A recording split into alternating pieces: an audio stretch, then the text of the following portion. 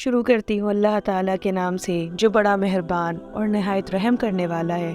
پیارے پیارے سامعین حضرات، یہ موقع باعث فخر و مسرت ہے کہ آپ سب کو اس بات کے لیے مطلع فرماتے ہوئے خوشی ہو رہی ہے کہ آپ کی اس کتاب کے لیے ملنے والے مستقل ویوز ہمیں نہایت خوشی کے ساتھ ساتھ بہت سارا حوصلہ بھی فراہم کر رہے ہیں، اور ہمیں اس بات کا یقین دلا رہے ہیں کہ ایک ایسے دور میں جہاں لوگ یوٹیوب کا استعمال فقط رقص و موسیقی اور لطف و انبساط کا سامان حاصل کرنے کے لیے کر رہے ہیں، وہاں کچھ عاشقان رسول ابھی وہ بھی زندہ ہیں کہ جو حیات نبوی صلی اللہ تعالیٰ علیہ وسلم کے متعلق جاننے کے لیے، سننے کے لیے بے چین اور بیتاب ہیں، اور مسلسل ان کے ویوز ہمیں ان کی دلچسپی کا اعلان کر کے بتا رہے ہیں کہ وہ یقیناً اس کتاب کو سن کر نہ صرف اپنی سماعتوں کو محظوظ کرنا چاہتے ہیں، بلکہ وہ اس کتاب کو سننے کے بعد اپنی زندگی میں چند اچھی تبدیلیاں کرنے کی جانب بھی مائل ہونا چاہتے ہیں، اور یہی ہمارا اس کتاب کو آڈیو کی صورت میں پیش کرنے کا اصل مقصد تھا۔ بہت خوش ہوں، اللہ سے دعا ہے کہ اللہ تعالیٰ آپ سب کو بھی اس کتاب کو سننے سے زیادہ اور مجھے سنانے سے زیادہ عمل کرنے کی توفیق عطا فرمائے۔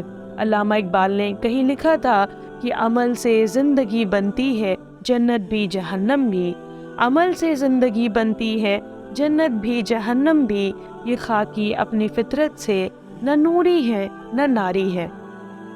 اور انشاءاللہ کتاب کا یہ باب جو آپ اب سماعت فرمائیں گے آپ کے دل میں اس کتاب کی دلچسپی کو اور زیادہ بڑھا دے گا۔ تو آئیے آج اس کتاب کے اگلے باب کی جانب چلتے ہیں، جس کا عنوان ہے ظہور قدسی صبح سعادت۔ قبل اس کے کہ میں مصنف کی زبانی کتاب اس باب کا حال سناؤں، آئیے چند تمہیدی گفتگو کر لیں۔ میں نے میلاد گوہر اور میلاد اکبر کے راویوں کے ذریعے لکھی ہوئی یہ بات پڑھ رکھی ہے، اور یہ بات دل کو بہت محظوظ کرتی ہے، لہٰذا آپ سب بھی ان چند باتوں کو سماعت فرمائیں۔ آپ کی والدہ ماجدہ فرماتی ہیں کہ جب چاند کے حساب سے 9 مہینے پورے ہو گئے اور مجھے کچھ خیال اپنی تنہائی کا آیا کہ کچھ بیٹیاں عبد مناف کی ہوتی تو میری تنہائی اور کلفت کو دور کرتی۔ آپ فرماتی ہیں کہ ابھی میرا یہ خیال ختم بھی نہ ہوا تھا کہ اللہ تعالیٰ نے بہت ساری حوران جنت حضرت مریم اور حضرت عاصیہ سے آپ کے گھر کو بھر دیا، اور وہ سب یہی کہتی تھیں کہ اللہ تعالیٰ نے ہمیں آپ کی خدمت کے لیے بھیجا ہے۔ سبحان اللہ، سبحان اللہ، وہ دن کیسا دن تھا، وہ گھڑی کیسی مبارک اور مقدس گھڑی تھی جس وقت رحمت عالم نور مجسم صلی اللہ تعالیٰ علیہ وسلم نے ظہور و جلال فرمایا۔ نور کا ظہور، ظہور کا سرور، تاروں کا ٹوٹنا، فواروں کا چھوٹنا، الغرض سارا عالم مست و مگن تھا۔ اس سال ایسا آرام اہل عرب نے پایا کہ اس سال کا نام سنت الفرح والبہتاج رکھا، یعنی فرحت اور خوشی کا سال۔ آپ کی والدہ ماجدہ فرماتی ہیں کہ اس وقت مجھے کچھ پیاس سی محسوس ہوئی تھی کہ فوراً ایک نورانی فرشتہ ایک شربت کا پیالہ لے کر میرے سامنے حاضر ہوا، اور جو دودھ سے زیادہ سفید، شہد سے زیادہ شیریں، برف سے زیادہ ٹھنڈا، مشک و گلاب سے زیادہ خوشبودار مجھ کو دیا، اور عرض کیا کہ اے آمنہ خاتون، یہ شربت آپ کے لیے جنت سے لایا ہوں، خوب سیرو کر پیجیے۔ چنانچہ خوب سیرو کر پیا۔ اس کا پینا تھا کہ میری ساری تشنگی اور کلفت رفع ہو گئی۔ پھر کہنے والوں نے عرض کیا، خوشامد کیا، التجا کیا، اظہروا یا سید المرسلین، اظہروا یا سید العالمین، اظہروا یا خاتم النبیین۔ اور ایسے ہی عین تیرہ اور تاریک فضا میں ہم سب کے آقا اور مولا، غریبوں کے آقا، غلاموں کے مولا، بے بسوں کے بس، بے کسوں کے کس، ٹوٹے دلوں کے سہارے، اللہ تعالیٰ کے پیارے، طٰہٰ، یاسین، اور بے قرار دلوں کی تسکین، اب احمد مجتبیٰ محمد مصطفیٰ صلی اللہ تعالیٰ علیہ وسلم نے ظہور و جلال فرمایا۔ کہ پھر کسی شاعر نے لکھا کہ ٹھنڈی ٹھنڈی ہوا رحمتوں کی چلی، بن کے موجے کرم مصطفیٰ آ گئے، حل میری ہو گئی خود بخود مشکلیں، سارے عالم کے مشکل کشا آ گئے۔ تو آئیے اب مصنف ماہر القادری کی زبانی اس باب کا حال سماعت فرمائیں۔ زندگی خواب ہے، اور بہت سے خواب سچ مچ زندگی بن جاتے ہیں۔ ہر کسی کو ایسے سچے خواب دکھائی نہیں دیتے۔ بہت سے لوگ ख्वाबों को तसव्वुरात की अफसाना तराजी और औहाम की बुदगरी बताते हैं, लेकिन अपनी अपनी वसअत फ़िक्र व ख़याल और दिलो निगाह की पाकीज़गी की बात है। बाज़ ख्वाब औहाम की शीशागरी से बुलंद होते हैं। हाल और मुस्तकबिल के बरज़ख की इस तरह मिसाली सैर कराई है कि आने वाले वाक़यात का अक्स आईना इदराक पर पड़ने लगता है। ये ख्वाब दूसरों की बेदारी से ज़्यादा सच्चे, कारआमद बल्कि मुक़द्दस होते हैं। इस दुनिया में बहुत से ऐसे भी हैं जो जागते हैं मगर उनके दिल सोते रहते हैं। अनफस व आफाक की निशानी में भी उन्हें हिदायत का कोई इशारा नहीं मिलता। माजी और हाल के वाक़यात की रस्तगाह से मुस्तकबिल की एक परछाई भी उनको नज़र नहीं आती। सारी ज़िंदगी बेखबरी में गुजर जाती है, मगर कुछ सईद रूहें आलम ख्वाब में भी बेदारी की नेमतों से बहरामंद होती हैं और मुस्तकबिल उनके सामने आप ही आप आ खड़ा होता है। आमना को ख्वाब नजर आने लगे, निहायत ही अजीब मुबारक ख्वाब।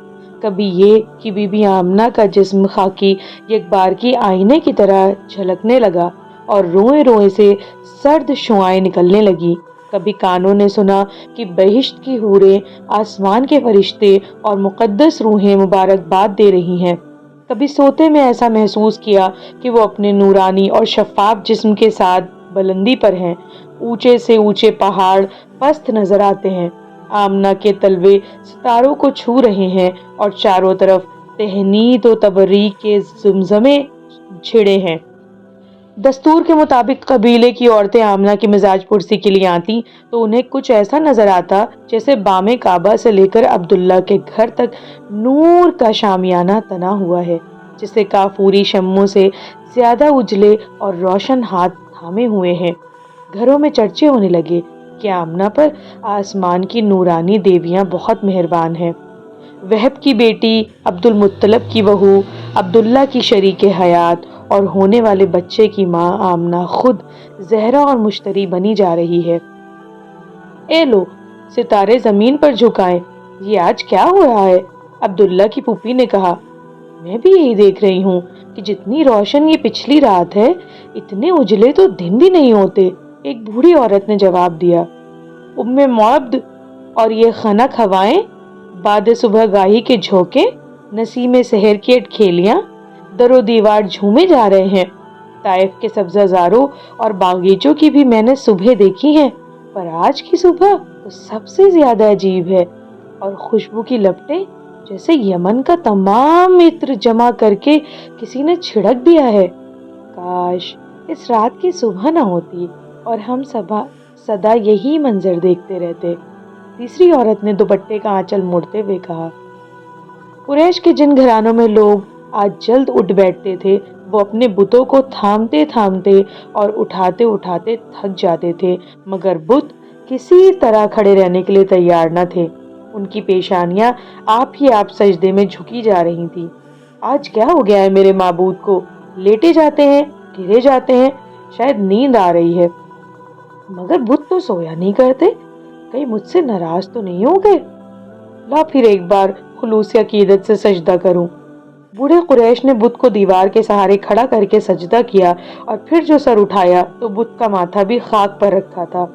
इतने में एक औरत दौड़ती हुई आई और बूढ़े का हाथ थाम कर बोली, मेरे साथ चलकर देखो, फरीसा का माबूद, जहीर का हाजत रवा, कुबैस का बुत और खुद मेरा खुदा सबके सब खाक पर पेशानी के बल गिर पड़े हैं। उस पर बूढ़े अरब ने औरत का हाथ झटक कर जवाब दिया, मैं खुद इसी परेशानी में मुब्तला हूँ। मेरे माबूद को नहीं देख रही हो? खाक पर सर रखा है। तुम अपने माबूदों को संभालो, मैं अपने खुदा को थामता हूँ। यहाँ अब्दुल मुत्तलिब के घर में आमना पर सुरूर आमीज गनूदगी से तारी थी। इसी आलम में उसके कानों ने सुना, ये इस्माइल ज़बीउल्लाह की माँ हाजरा है। आवाज़ थोड़ी देर के लिए रुक गई और वक्फे के बाद ज्यादा शीरी लहजे में किसी ने कहा, उम्मे अहमद, दुआए इब्राहिम अलैहिस्सलाम मुबारक। आमना, ये ईसा रूहुल्लाह की माँ मरियम अलैहिस्सलाम है, कुंवारी मरियम, शहर जलील के मुबल्लिग की वालदा मोहतरमा। फिर दूसरी आवाज़, उम्मे मोहम्मद, नवीद मसीहा मुबारक। अभी दिन रात मिले जुले थे, इसीलिए कि दोनों की तकदीरों को एक साथ चमकना था। سپیدہ سحر نمودار ہو ہی رہا تھا۔ غنچوں کی نازک پتیوں پر شبنم کے موتی ڈھلک رہے تھے۔ سرد شمشاد نے پھولوں کی مہک پا کر انگڑائی لی۔ طائرانے خوشنوا کی چہکاروں سے تمام فضا نغمہ زار بن گئی۔ جنت آج سچ مچ زمین پر اتر آئی تھی۔ مینا کی وادی، مروہ کے سنگریزے، قبیس کی چوٹیاں اور عرفات کا میدان نور کی جھلکیوں میں جھم جھم کر رہا تھا۔ ستارے جھلملا رہے تھے، کلیاں چٹک رہی تھیں اور پھول مہک ہی رہے تھے کہ اتنے میں گھر کی عورتیں خوشی سے بےتاب ہو کر پکاری، کوئی عبد المطلب کو جا کر مبارکباد دو۔ عبد المطلب اس مژدے کو سنتے ہی تیزی کے ساتھ آئے، خوشی کے مارے پاؤں بہکے بہکے سے پڑ رہے تھے۔ عبد المطلب کے رخساروں کی جھریوں میں مسرت جھل مل گئی تھی۔ آمنہ نے فرط غیرت سے چادر منہ پر ڈال لی۔ عبد المطلب نے پوتے کو دیکھا، پیشانی کو چوما، ان کی آنکھوں میں بجلیاں سے چمک رہی تھیں۔ سید القریش، اتنا نورانی چہرہ آپ نے آج تک دیکھا نہ ہوگا، عورتوں نے یک زبان ہو کر کہا۔ لا ریب، نہ صرف میں نے، شاید دنیا میں کسی آنکھ نے ایسے جلوے نہ دیکھے ہوں۔